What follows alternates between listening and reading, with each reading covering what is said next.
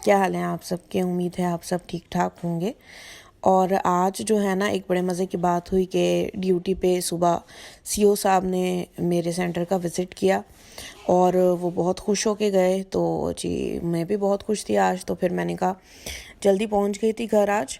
तो जब भी हम वर्किंग वुमेन जल्दी पहुंचते हैं तो कोशिश होती है कि कोई ऐसी चीज़ बना के रखें जो बाकी दिनों में इस्तेमाल हो जाए। तो एक तरफ जो है ना, फटाफट चिकन का सालन बना रही थी मैं, और दूसरी तरफ जो है वो शामी कबाब। शामी कबाब के मसाले की रेसिपी डिटेल से है, ठीक है जी। 750 ग्राम्स चिकन लिया था, उसके अंदर प्याज और लहसुन डाल के अब ये गरम मसाला मैंने ऐड किया था। और दूसरी तरफ चिकन को मैं अच्छे तरीके से जब भून लिया था तो इसमें मैं दही डाल दी थी, ठीक है जी। 1 कप इसमें दही डाल दी थी क्योंकि बच्चों को शोरबा बहुत पसंद है। तो इसलिए जो है ना, इस तरह से मैंने चिकन तैयार कर लिया था ताकि शामी कबाब अगर ना भी बने तो सालन तैयार हो। चिकन की अच्छी तरह भुनाई हो गई थी तो उसमें पानी डाल दिया था। अच्छा, साथ जो है ना, मैंने चिकन को और मसालों को डाल के पहले कुकर लगा लिया था जो शामी कबाब थे, ठीक है। और उसके साथ जो है ना, दाल अलहदा से भिगो के काफ़ी देर की रखी हुई थी, ऐसे आधा पौना घंटा।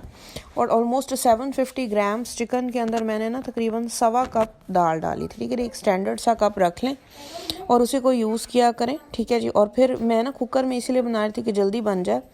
और उसके बाद दाल भी मैंने उस कुक्ड चिकन के अंदर, ठीक है जी, चिकन को पहले प्रेशर लगाया था और अब जो है ना दाल डाल के अब उसको प्रेशर लगाने लगी थी। और पानी आप देख सकते हैं कि मैंने इतना ज़्यादा नहीं रखा था। अच्छा जी, चिकन का सालन बिल्कुल तैयार हो चुका था और दूसरी तरफ जो शामी कबाब थे उसको मैंने प्रेशर लगा दिया था दोबारा। और बहुत ज़्यादा देर के लिए नहीं लगाया था, जस्ट 5 से 10 मिनट, 5-7 मिनट्स का लगाया था। और शामी कबाब बनाने का ना बड़ा फ़ायदा हो जाता है, मतलब जिन डेज़ में कुछ नहीं होता या फिर टाइम नहीं मिलता कुकिंग का, तो चलो फटाफट शामी कबाब निकाल लिए।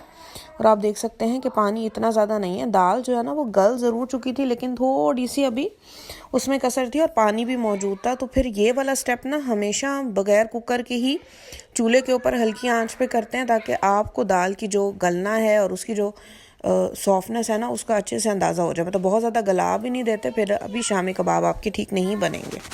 अच्छा, किचन में खड़े खड़े भूख लगी तो मैंने फटाफट फ्रूट चाट बना ली। और इसके अलावा हरा धनिया वगैरह ना मैं शामी कबाब में वैसे ही ज़रा ज़्यादा डालती हूँ। अच्छा, गरम मसाला जो साबित था वो निकाला और जो मुर्गी का जैसे थोड़ी सी बोन थी, मैंने बोनलेस लिया था चिकन क्योंकि मुझे क्विक से चाहिए थे, वरना जो बोन के साथ होता है वो वैसे ज़्यादा मज़े के बनते हैं। तो लेकिन मेरे पास ये अवेलेबल था और इतने दिनों से था तो मैंने इसको आज करना था। सारा मटेरियल मेरा बिल्कुल रेडी हो गया था। इसमें से मैंने बाकी चीज़ें निकाल दी थी, गरम मसाला और थोड़ी सी हड्डी और कार्टिलेज वगैरह। और अब जो है ना वो हैंड ब्लेंडर से मैं इसको ब्लेंड करने लगी थी।